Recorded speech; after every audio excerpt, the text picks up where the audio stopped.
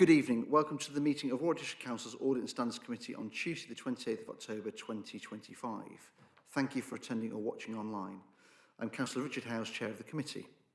Please be aware that this meeting is being live streamed and will be uploaded via the Council's YouTube channel. Details of how the recordings are stored and how long they're retained for are available via the Council's website. Following from the actions arising from the meeting held on the 25th of September 2025, I can confirm that councillors have been notified that the annual accounts have been published and CCTV staff all attended relevant safeguarding training, including specialist courses. The risk scoring by ZETS is yet to be confirmed, and the portfolio for housing will circulate the definition of a disrepair in terms of complaints in due course. Please note that we consider item 4 towards the end of the agenda in case we need to go into confidential session. Members will be aware that item 4 and item 10 were published on Monday. Could I confirm that you've all read them through? Or if not, do you need 10 minutes just to review them at all? Take it everyone's happy with that. If I could just ask, I know it's been asked before, but just if we could try and get all papers out by Friday, just so that people have a chance to read them all through, especially with this week being half term. And also, apologies, I'd like to welcome Councillor Alison Firth to her first meeting. So welcome, Alison, to your first meeting. Emergency procedures. Do we need me to read the emergency procedure, or is everyone happy? Everyone happy? Thank you very much. A reminder of mics. Is everyone happy about mics, or do you need me to remind that around mics? Excellent. Thank you very much. Item 1 is apology for absence. So Councillor Kohler is substitute for Councillor Syson. Welcome, Councillor Kohler. Very welcome to have you here. And Councillor Collins is substituting for Councillor Dray, although he may not be here. We've also received apologies from Councillors Fab and Rousseau. The portfolio holder for resources, Councillor Chilvers, the leader of the council, Councillor Davison, and the Parish and Town Council representative, Councillor Marsh, have also given their apologies. Members, are there any other apologies at all? No? Okay. Declarations of interest. Ask members if you've got anything to declare. Members, do you have anything to declare at all? No. I suppose anything for me just to make everyone aware that I am the ward councillor, one of the ward councillors for the item referenced Lapworth and Rowington. Just to make members aware on that one. Item 3 is the minutes to confirm the minutes held on the 25th of September 2025. Do you have any speakers on the minutes at all? Was it Councillor Kohler? Thank you, Chair. Just a very quick question. On page, I think it's 23 of the minutes, which is talking about the Code of Conduct discussion at the last meeting, which obviously I wasn't at, as I'm a substitute today. One of the bullet points says, the committee commented that they would like to remind councillors there was a need to always be mindful and show respect for all, and that whilst there is blah, blah, blah. So I was just wondering if there was an actual action that came out of that bullet point, and is there an action to remind councillors of that, or was this minute deemed sufficient that all councillors would take that as a reminder?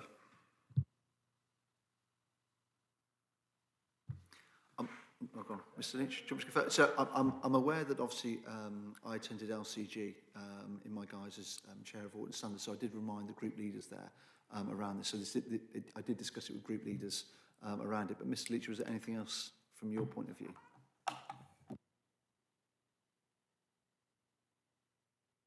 No, just like Councillor Cody, if that answers your question. Thank you very much. Answers the question, I guess. Whether the committee is happy with the answer, I think, is a different question. Happy to take opinions on that. If anyone's got any, Councillor Kate Dixon. I would suggest that perhaps that's a good point. Perhaps communications could be spread a little bit further than the LCG, and I wonder if it would be possible maybe following this meeting that just a simple email to all members goes out. Do you want me to take it on? Oh, yeah, I think it's a good suggestion. Like I say, I mean, it went through the group leaders, so the group leaders were asked to filter that down to their members. But I think actually, I'm assuming that was done, but obviously, danger of assume.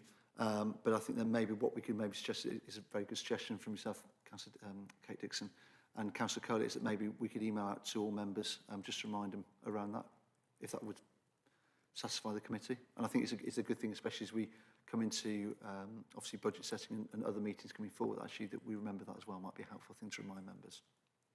Are we happy to take that forward as an action? Me to do? I'm happy to do it. Yeah, I've got no problem at all. Any other questions at all on the minutes at all? Okay, I'm happy to propose from the chair, obviously with that action for me to take forward. I need a seconder, if anyone's up. Thank you, Kate Dixon. All in favour? Thank you very much. Item 5 is the record of the budget review meeting. Just confirm the minutes held on the 15th of October 2025. Does anyone have any comments on that meeting at all? Which I thought was excellent, chaired by Councillor Milton. If I can add in my thanks to him for that, actually. If there's no other ones, I'm happy to again propose from the chair, seconded by anyone. Okay, Councillor Brown, just next to Councillor Brown then. All in favour of those minutes? Thank you very much. So item 6 is community governance review. Hand over to Mr Leach for this, I believe. Thank you, Chair. I won't go into the report too much, but for the benefit of those watching online, essentially a community governance review is reviewing the boundaries of a parish or town council or the wards within those areas. This is a responsibility placed upon the district council. And that came over from Public Involvement in Health Act. What I would say there is that the council has to act on it when it receives a request from a parish or town council. In this instance, we have received a request from Lapworth Parish Council to look at changing the administrative boundary for themselves, moving it from a stream on one side of development to a canal on the other side of development, which affects circa 57 properties. The proposal is essentially for you as a committee to agree a terms of reference and for public consultation to take place over a 6-week period. And from that, we then gauge the public response to that, which would include the ward councillors and the 2 parish councils in question, because it is removing the properties from one parish council to another. And we then take decisions about the next steps at that point, because it could be that, for example, the residents of all 57 properties come back and say, no, we're quite happy in Rowington, or it's 50-50 split, and we have to take an informed debate at that point. The only bit I would say is that obviously there is a timetable within the appendix to your report. What I would say to you there is that if you're in agreement as a committee, you agree that as an indicative timetable for the spacing, if that makes sense, so that what you're expecting is a 6-week consultation. That's purely just around making sure that I can actually get the actual public notices out for the 10th of November, because there is a statutory notice which goes out with this. So just with resourcing, it just might make sure that might slip back a bit, but the intention is, I think, from is that initial 6-week consultation is the key bit to give people plenty of time to respond. Happy to answer questions. Thank you, Mr Leach. Any questions at all on this item from anyone? Councillor Dixon. Thank you, Chair. Can you hear me on this? You can. Yeah. Thank you, Chair, and thank you for this report. Looking at this, actually, it's pretty close to the deadline for getting any boundaries changed that have an impact in the 26-27 financial year, from what I can make out, because the order would be made on the 25th of March based upon the timetable that's in the appendix. And I'm very conscious that if all the town and parish councils were to submit requests of this nature, it just wouldn't be practical to deliver them. I note the cost that's put in the report and benefits that's stated to the 2 parish councils concerned.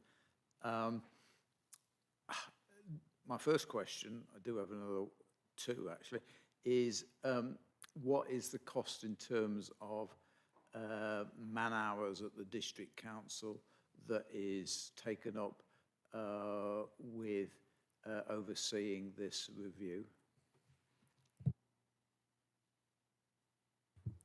Through you, Chair. The answer is very much that will depend on the level of response on the consultation. The most recent community governance review we did was one for Burton Green, from memory, or something that way, for which we had a very low response rate. So actually there was a very little amount of work involved. So it very much does depend on how much community engagement we have. For this initial stage, if you look at it this way, it's probably taken the best part of a day's work so far to produce the report, get us through, get the maps out. And it's probably another day to day and a half's work to get the public notices out, probably another half a day to get the consultation letters out. So you're probably looking at sort of a working week of an officer's time to get us through that first phase, depending on how many consultation responses we get back. And there'll be different officers working on it as well. It won't just be one officer. Yeah, I'm grateful for that answer. If I remember the Burton Green one, because that did come through this committee ultimately, that wasn't a contested one. This one is contested, isn't it? We have two parish councils, one wanting something, the other not wanting something. Through you, Chair, at the moment you have a request in front of you from one parish council because you can only deal with the request. The other parish council can't necessarily object to something which hasn't been set as yet. That's kind of the challenge with this. It is obviously not unusual for the other parish council to be aware of it. I agree with you in terms of the Burton Green one. That was splitting the parish. It was looking at whether the warding within the parish. But actually we had very balanced responses back from the community on it. And it's a bit like that the same here. You've got to judge those submissions when you get them. You can't have the formal submissions until you've put the public notices out. At this stage, I haven't got any further questions other than perhaps to note that when it does come back for, I think, the additional meeting of this committee that will be required according to the timetable, it would be very good to hear from the independent persons, because I think this is an issue that they have a particular interest in. Chair. Through you, Chair, I've got to be careful to my colleagues on my left, but the independent person's role here is in terms of standards and code of conduct behaviours, not necessarily in terms of town and parish boundary matters. It might be something more where the influence of the town and parish council representatives might be quite interesting, and I also potentially anticipate when it comes back to you, you may have requests for public speakers from the two parish councils.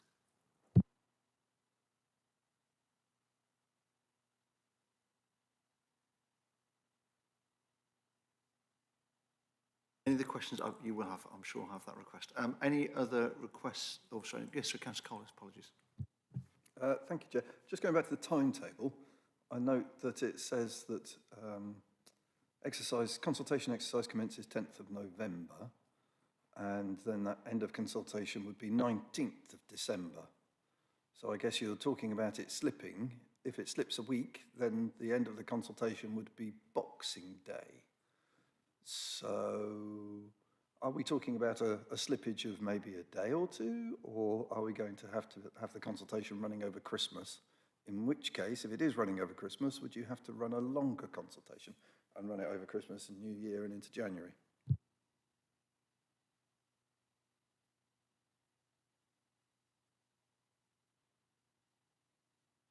Through you, Chair.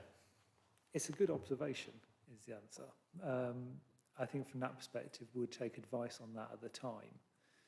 Because again, it's about providing that 6 weeks of opportunity. So there is also an argument that, dare I say, that people have more time to consider stuff over Christmas when they may not be at work as much.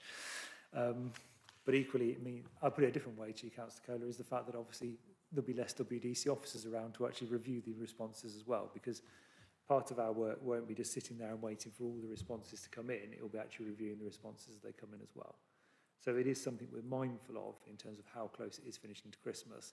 That's why I'll be doing everything I can to get it out for the 10th of November. There's just a couple of small resourcing issues I need to address.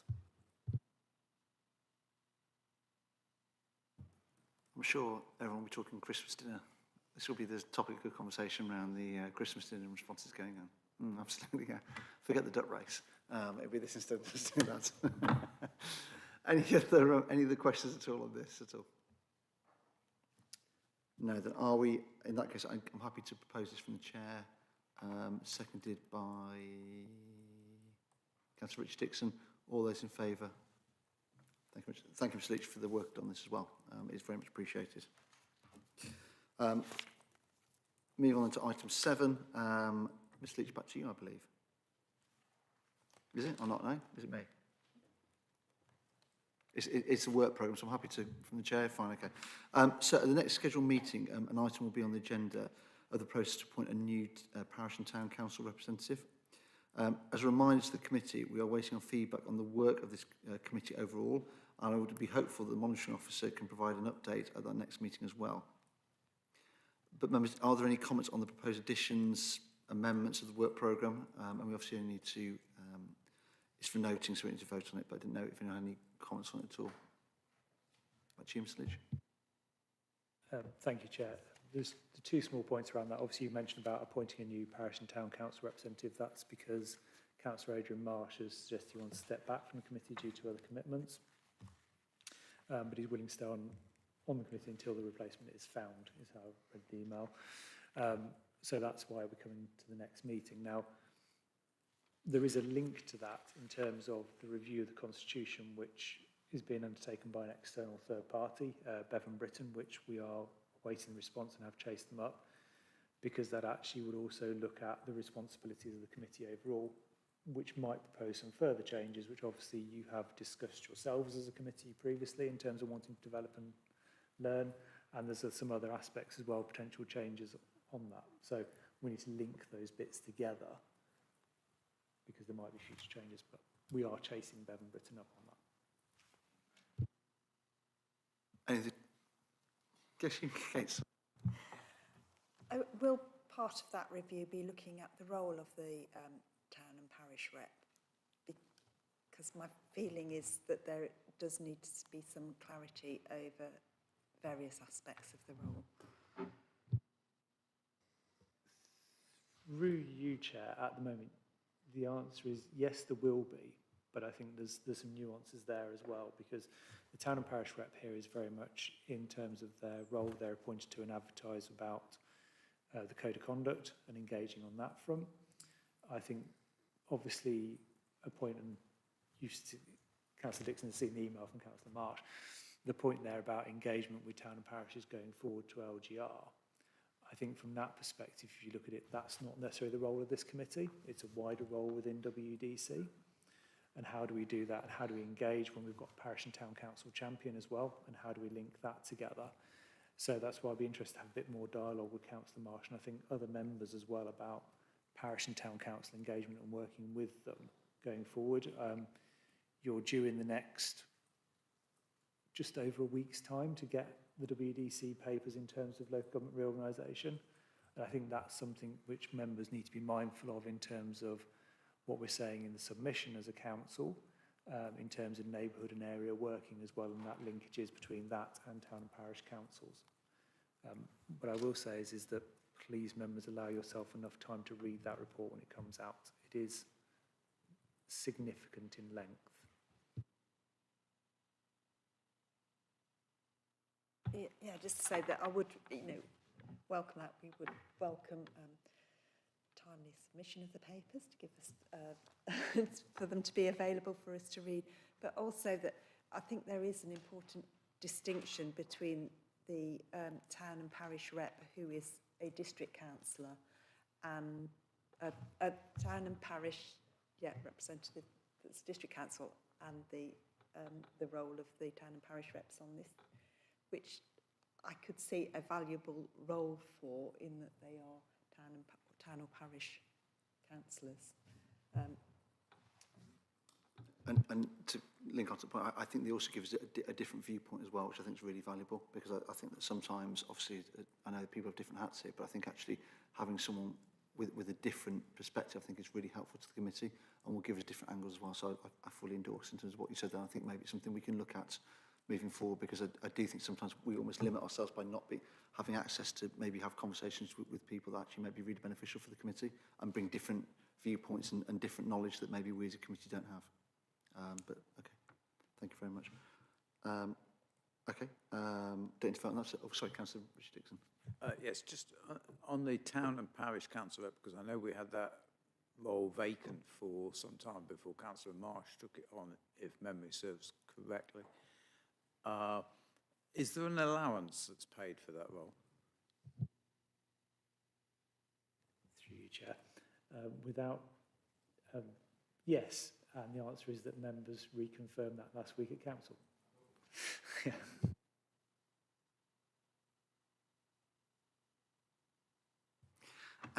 Okay, thank you very much. Okay, moving on to item 4, Milverton Homes internal report. I'd like to thank officers and also Councillor Melrose for attending tonight as well. Thank you very much. So members, I'm sure you'll be aware that there's a confidential appendix to this item. I'm aware that we may need to go into confidential session, but please can we focus on the public element of the report first. I think it's really important as a scrutiny committee that we are able to give as much scrutiny publicly to this as possible, to make the public aware in terms of the questions that are being asked around it. So if we run everyone on that, would be really helpful. Mr. Rollins, I think I'm passing to you first. Is that right? To give an instruction. Thank you, Chair. So in terms of the report, because the majority of the conversation will be confidential, we want to set a bit out in the public domain around the purpose of Milverton Homes and Crew Lane, just to give a summary of that, the purpose of the audit, the findings of the audit, and what the Council has done in response throughout 2025 to mitigate some of the issues presented in the audit findings report. So Milverton Homes is a non-technical housing company wholly owned by Warwick District Council. It was established in 2020 to accelerate the provision of housing, in particular affordable housing in Warwick District.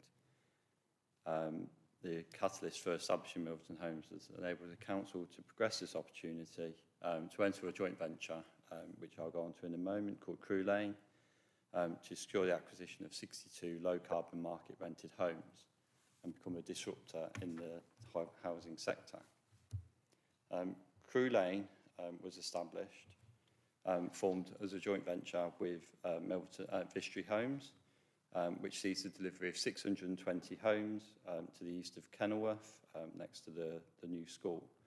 The involvement of Milverton Homes as a 50-50 owner has facilitated half of these to be low carbon, net zero carbon, and 248 of these will be sold to the Council and its HRA, and as mentioned, 62 purchased by Milverton Homes. The business plan for Milverton Homes was presented to Cabinet in July 2025, and in June 2025, changes to the company articles and shareholder agreement were approved as well. So on that point, I'll hand over to Emma, who will explain the purpose of the audit. Thank you. So the audit was originally on the 2024-25 audit plan, but due to team changes, it got deferred to this year's 2025-26 audit plan. The purpose of the audit was essentially to ensure that Milverton Homes, and to an extent the joint venture, from the Council's perspective, is operating effectively. So that's focusing on appropriate governance, financial accuracy, the legal compliance, and also the overall transparency of the enterprise. So the audit did focus on the Council's overall governance of Milverton Homes, although there, as you'll see from the report, there is some overlap between the entities. But that meant looking at funding and loans, officer time and resources and the cost of that time to deliver the Milverton Homes project, communication between the three parties, obviously between the Council, Milverton Homes and the joint venture, and the delivery of social housing. I should just point out this is the first full internal audit report of Milverton Homes. There was an initial governance review done in July 2023 by the previous audit and risk manager, but that was more of a holistic overview of things. So this is the first internal audit that's run from start to finish, looking at the audit process and the risks involved. As you'll see, the audit did receive a limited assurance opinion because at the time the audit was conducted, there were concerns with the control environment and the governance processes. Obviously, that was a snapshot in time and things have progressed since then. They have improved. But obviously, due to the significance of the findings at the time, that's why the report's being brought forward to you today ahead of a regular progress update. And yeah, as I say, undoubtedly, improvements have been made in the time that the audit was conducted to now. I think it's fair to say the audit was conducted when Milverton Homes was in a state of a transitional period. But yeah, and as set out in 4.2 of your covering report, the full audit is exempt from open session just because of commercial sensitivity. That was actually agreed with representatives of Milverton Homes because it was felt that disclosure of the information could impact on commercial operations and obviously be of a detriment to the council. But yeah, if I hand back to Mr. Rollins to talk about how things have progressed. Yeah, noting the commercial sensitivity, before we enter a confidential session, I did want to put out into the public domain some of the actions that the council has taken ahead of the audit throughout 2025 and in response to the work done in conjunction with the internal audit team. So Emma mentioned the internal audit governance review that took place in 2023. On the back of that, we had the establishment of the shareholder forum and the shareholder agreement. The forum meets on at least a quarterly basis, and when discussing the business plan, may meet more frequently, as we did in early 2025. Internally at WDC, we've had a change in the senior leadership team structure, which commenced from November 2024, and that split out the relationship between the council-appointed directors and the council as a housing body, as a client to purchasing those properties. So we've got a split there in terms of the officers that manage the HRA and the Milverton Homes as a council-appointed director. Mentioned the amendment to the company articles and shareholder agreement in June 2025. We had changes to those to enable the appointment of a new council-appointed director, which can be external to being a council employee. On that basis, we do have an appointment of a new director who is due to start on the 3rd of November. The business plan, we've also changed when that is to be submitted to WDC. Previously, it was by February of the year ahead of its term, but we've now requested that that is submitted before Christmas to give the council time to review, challenge, and get the business plan approved before the financial year in which it relates to. In terms of governance, we've increased the cadence of meetings that we have with Milverton Homes. As I mentioned, there's been a transitional period with the stepping down of previous council-appointed directors, and we've increased those meetings with the non-executive directors and the single appointed director we've got at this moment in time. In September, we had a tripartite meeting between all parties, that's WDC, Milverton Homes and Vistry Homes. They're both those latter two representing Crew Lane, to discuss some of the issues that we've had and provide an opportunity to hear all sides of the discussion and a point of reset, given that we've had this transitional period.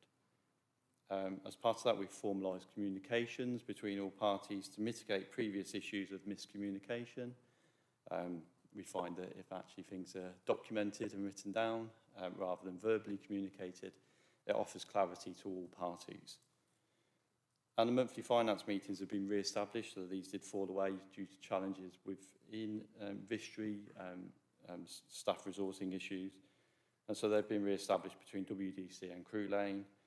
And we've got a formalising of agenda there to make sure that we're tracking the development programme and the financial forecasting. And that's to mitigate issues that we've seen over the last couple of months where emergency decisions have had to be taken by the leader of the council and by group leaders. Ultimately, all these things increase the transparency and sharing of information that we requested as part of the business plan review earlier in the year.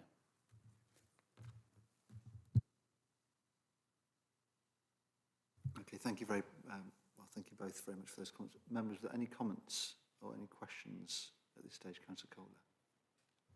Thank you very much. Thank you very much for the introductions and the update for what's happened since. That was most interesting. I guess, Chair, you mentioned at the beginning of the meeting that you were a bit, I can't remember exactly what you said, but a bit miffed that this was released, this was made available to us on yesterday. So we've not had a great deal of time to scrutinise this. We certainly haven't been able to have pre-scrutiny questions or anything like that. So I would like to grumble about that as well. But moving on, in the summary it says, which gave a limited assurance opinion, but in the public report there is no explanation for what that means. I believe there is more in the confidential, but as far as the public, is there something that we can say to the public to explain what a limited assurance opinion is. Through you, Chair. So, yeah, a limited assurance is that the system of control is generally weak, and there's non-compliance with several controls that we've found during the audit process. That's not to say that would be the same now, as Mr. Rollins has pointed out. If the audit was done again now, it probably might tip up to a moderate. So we appreciate that those improvements have been made, and yes, the system of control is broadly satisfactory now, but that there might be some issues still present. But for now, that's the reason. Yeah, that's what a limited assurance is. And just in terms of the scale, the level of assurance scale, can you just explain to the public what that is and whether limited comes at the top, middle or bottom of that scale? Yeah, of course. So limited is the bottom. So we have 3 levels of assurance. So we have a substantial, which is the top, and the system of control in place is sound, everything's working correctly, there's compliance with key controls. Then we come down to a moderate, which, as I say, the system of control is broadly satisfactory, but there may be issues still there. And then finally, the limited is the last level, where things are generally weak, and there needs to be significant improvements made. Thank you. I think that was very helpful and perfectly put. Can I also ask, so this is a slightly unusual type of internal audit in that Milverton Homes are a wholly owned company that is owned by us, so they're somewhat an arm's length body. So in terms of internal audit, it's not within, there are differences. In terms of, and I guess given there are large sums of money involved, I guess I was slightly disappointed that the report didn't summarise any of the actions that have clearly been taken since then and are presumably planned to be taken. So is there a summary that could be shared publicly of actions above what Mr. Rollins has already said, but what other actions are planned that could be said publicly? Thank you, Councillor, and through you, Chair. So I'm glad you raised that question, because it's a point we actually discussed in the Chair's briefing before the meeting. So in a similar, what we discussed in the Chair's briefing before the meeting was in a similar approach we took last time on the Code of Conduct item, where we had quite a large debate in confidential session. Well, we came to a conclusion within that and some parts which could be made public. In this instance, it might be we have a discussion around that and we have to go and check some of those back with our partners, so the joint venture and Milverton Homes, before points could be made public. But yes, that will be the intention again, to go through that, provide that public reassurance, because we agree with members that actually there is an importance around that. And to be fair, speaking on behalf of Milverton Homes, although I'm not a member, that is also their view as well. They can see that importance, the relationship with WDC, and recognise that importance to try and be as transparent and open as possible as well. I guess my final quick question, very much on that line, it being an unusual kind of situation for an internal audit, is it possible to, you just mentioned that Milverton Homes kind of agree with at least some of what's laid out. Is there, could a more formal statement be requested from Milverton Homes in response to this, along with possibly from the joint venture and from Vistry, just to give a complete picture? Through you, Chair, yeah, we're happy to pass that request on, because Milverton Homes have seen the audit in full. And I think I would say in public that is also a step forward from previous in terms of engagement in the audit process as well. From my perspective, they're open to those conversations, and that assisted in terms of completing the audit as well. So I can't see them having a problem with that. The problem we have is that those people aren't available this week, otherwise they'd be sat here. But we can arrange that, yeah. Just before I come to you, Councillor Dixon, just linked into that point, unless I'm about to nick your point, in which case I apologise entirely. Is it possible then, in terms of when we schedule these meetings next time, especially around Milverton, that we can make sure that we tie the dates in with having somebody here, because I think it's such an important item for the council, and I think just being able to triangulate Councillor Cole's point exactly there, it would be really useful. So when we have a ZET, it's helpful in terms of having those questions at the same time. So I know it's tricky, but could we look at maybe next time when it's here, having somebody here that can answer those questions, rather than being Mr. Leach yourself, or obviously Emily yourself as well, in terms of doing that? Not that we don't believe you, but it'd just be helpful in terms of doing that. Through you, Chair, yeah, that's a very good point. And to remind members, one of the reasons why I wanted to bring this forward now is so that members had foresight of it before the planned AGM for Milverton Homes. Some members will be aware that AGM has moved back slightly to allow other actions to be implemented before then. So in theory, we could actually have brought this to your next meeting, which was still before the AGM. So it was purely around giving you as the committee that oversight of this before it came up at the AGM, give you the opportunity to feed in as well. But yeah. Yeah, we do plan on bringing this back to the next meeting with a progress report, so there'll be a regular cadence of updates, and we can request that there's representation at the next Audit and Standards meeting alongside that progress report. That'd be great. I think just to be able to triangulate it, for us as a committee, to obviously that we're doing our job, that'd be great. Sorry, Councillor Dixon, I jumped in front of you, so I apologise. Oh, thank you, Chair. This is a slightly unusual Audit and Standards Committee in that it's not coming immediately prior to a Cabinet meeting. So my first question is a question of process, really, is whatever comments we make either in public session now or in private session, how are those comments, proposals, recommendations fed back into the Cabinet in some way for them to accept or comment on an action? So through you, Chair, normally Audit and Standards don't meet before Cabinet anyway, and they don't necessarily consider Cabinet papers.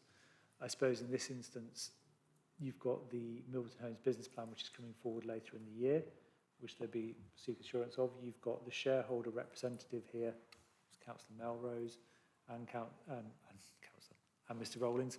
Sorry.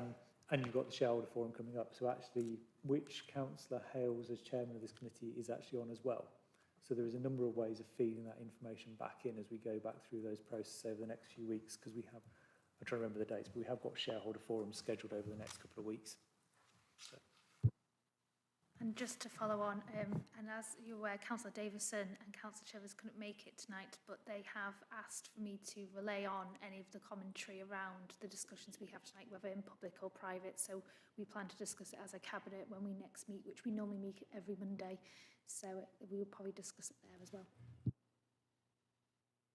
Thank you. Now I understand where this fits. One of the questions that I would like to put in the public domain is, yes, this is an internal audit report, and thank you for the detail because it's really helpful.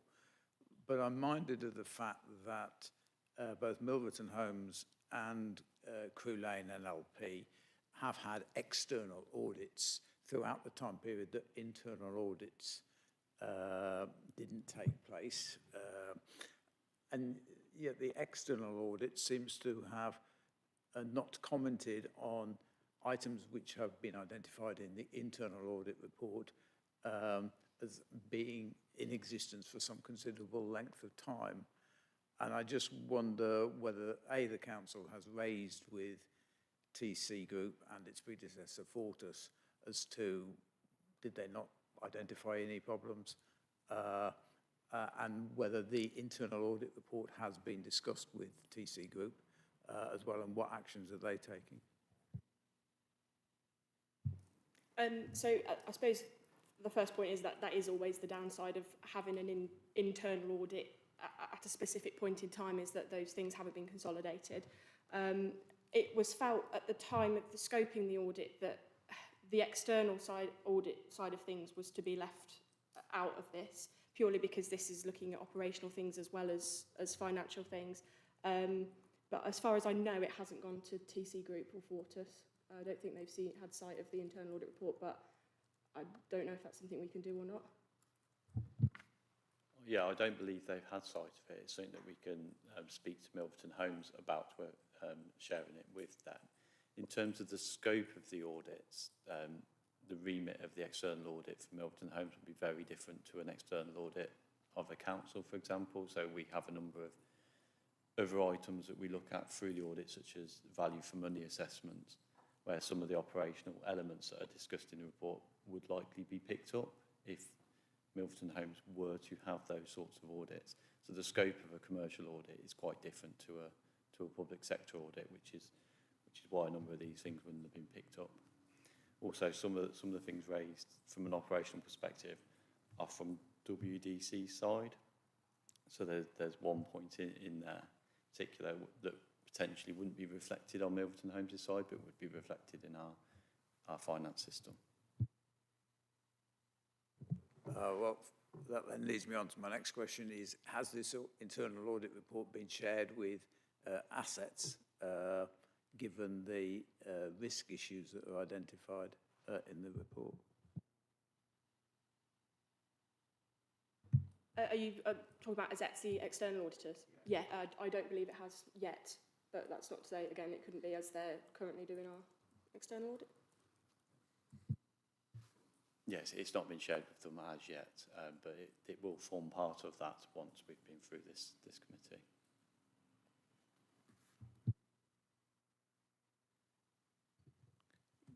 Could that be included as an action or a recommendation that that is done so?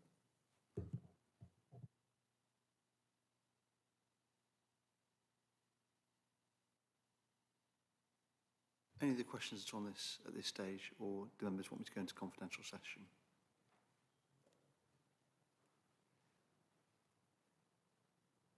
Are we content with questions, or do we have any further? Content?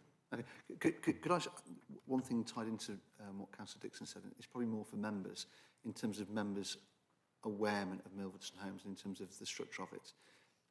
And with that, I want to add in another briefing to already interesting time. But is it something maybe we can look at in terms of the plan maybe for next year, in terms of having a briefing for members around Milverton Homes and what its aims and objectives and probably where it is now? Because I appreciate there's lots of conversations from different councils and probably different awareness in terms of doing that as well.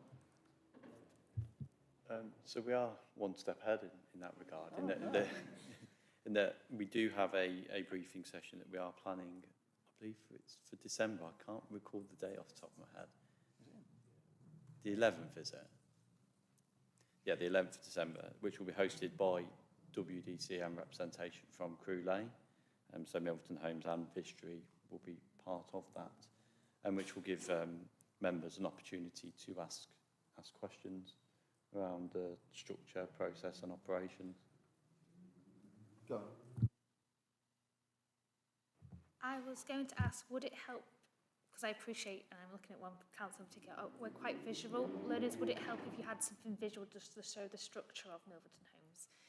So just like a small diagram. I'm not going to be Picasso and paint something, but a little stick man. Is that? I think what will be helpful for me is exactly that. It is something, but also something that can be shared in advance. Because I'm really aware in terms of that we sometimes get stuff on the night, and then you're trying to look at the presentation and visualise at the same time. So I think it would be quite helpful if they could come forward, even if it's a document for all the councillors to be able to read and understand and take away. That actually, that I think it make the session more enriching for everyone, because actually we could probably answer some questions could probably come forward already. Start, so I'll finish. It'll come forward in terms of if that would be possible as well in terms of doing that. Through you, Chair, just the 11th of December session is planned for those members who are on the shareholder forum. The planned discussion is to have something in more briefing terms for all councillors with the JAVE is before the business plan next year. So you've kind of got that awareness at that point in time.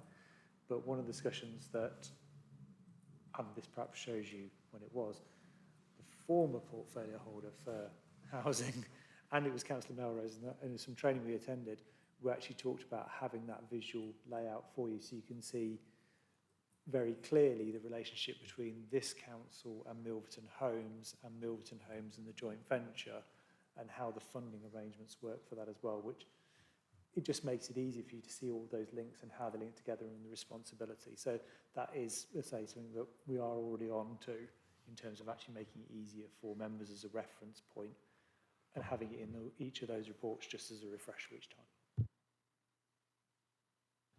Yeah, in looking back as setting up those meetings, we're aware that the last time that would have been presented to members would have been in 2021.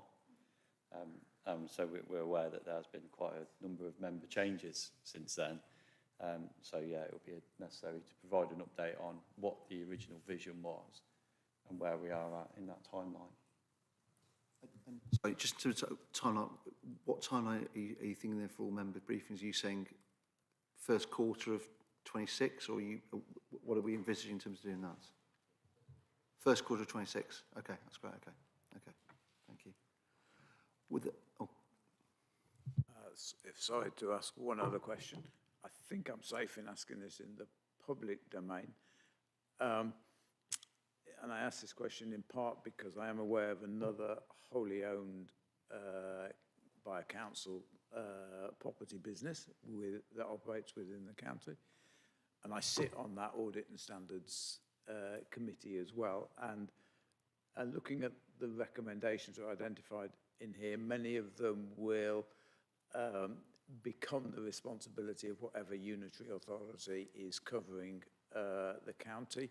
So I just wondered how the information that we've learned about what needs to be done to set up a successful wholly owned subsidiary and a joint venture is being shared with or will be shared with those officers who are taking forward local government reorganisation. Is that a fair question to ask in public session? Through you, Chair. That's probably not just relevant to this subject matter. It's relevant to actually everything the council does. So it's a good question, but you've got to think of a much wider scale. And I would say that the bit which has already been being discussed by senior officers in this council and with Cabinet, and I think that will come out through the discussion of group leaders next Monday as well, is that actually by the end of November we've made a submission. We're expecting a decision in July next year, but actually once the submission is made in November, actually that's the time to start working with your partners and actually beginning to transition information in a phased approach. So there's already been a data collection piece of work which has taken place, and you begin to look at what does that new organisation look like and how do you begin to hand it over. Once we get to July next year, and we know it's, let's be honest with you, it would be 1 or 2, that's the expected timeline, then from that perspective it will be focused on driving forward and actually looking at that new structure and the important parts around that. So it won't just be covering this, it'll be covering absolutely everything, and that will be the focus for that 18-month period of time. And so that is a discussion Councillor Melrose may want to say some more about in terms of Cabinet thinking about already. Thank you, Graham. You knew exactly what I was going to say. Yeah, no, so I think us as Cabinet have realised, you know, we've sort of been keeping the line of business as usual, but we know we're going to go into, I call it phase 2 of that, sort of once the decision made, that transition. There's also the knowledge of the organisation. So as we've made, there are 4 directors, we have 2 NEDs and 2 council employee ones, and it's making sure that knowledge doesn't get lost if people go. So it's looking at that structure as well. And I think for us as Cabinet is going, okay, where can we document things? Where can we store things? What information, what lessons have we learned from the area? So then people, whoever the shadow authority, whatever the unitary is, can lift and shift and carry on delivering at day 1 of their unitary, whatever that unitary may be. But I think we all look forward to that 18 months of transition. Any other question? Oh, sorry. Any other question on this report at all? No, we just have to note it. So if no vote is needed unless anyone's got anything else. No? Okay. So item 8 is public and press. So I propose to exclude public and press for the reasons set out on the agenda. To consider resolving that under section 100A of the Local Government Act 1972, the public and press be excluded from the meeting for the following items by reason of the likely disclosure of exempt information within paragraphs 1, 2 and 3 of Schedule 12A of the Local Government Act 1972 following the Local Government Access to Information Variation Order 2006. I'll propose from the Chair, seconded by Councillor Kate Dixon. Thank you very much. All those in favour? Thank you very much. It's unanimous. Thank you very much.